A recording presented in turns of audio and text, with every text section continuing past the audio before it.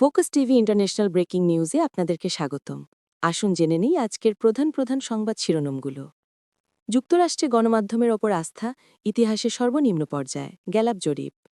Flotilla থেকে আটক ১৩৭ জনকে তুরস্কে পাঠাচ্ছে ইসরায়েল। ট্রাম্পের নির্দেশ মানছে না ইসরায়েল, গাজায় নিহতের সংখ্যা ৬৭,০০০ ছাড়ালো। ৫টি নীতির ভিত্তিতে চীন বাংলাদেশ সম্পর্ক গড়ে উঠেছে, সেই জিনপিং। নিকারাগুয়ায় গুম হওয়া ১২০ জনের খোঁজ চায় জাতিসংঘ।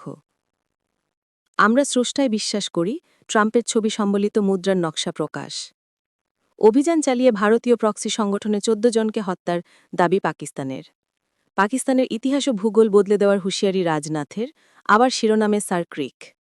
মুসলিমদের মৌলিক সমস্যা ইসলামী বিশ্বের মধ্যে থেকেই শুরু, ইরানি প্রেসিডেন্ট। বিশ্ববিদ্যালয় থেকে মরদেহ কিনে ইসরায়েলি বাহিনীকে প্রশিক্ষণ দিচ্ছে মার্কিন নৌবাহিনী। এই ছিল আজকের প্রধান আন্তর্জাতিক সংবাদ শিরোনাম। আমাদের পরবর্তী সংবাদ দেখার জন্য ফোকাস টিভির সাথে থাকুন। ধন্যবাদ।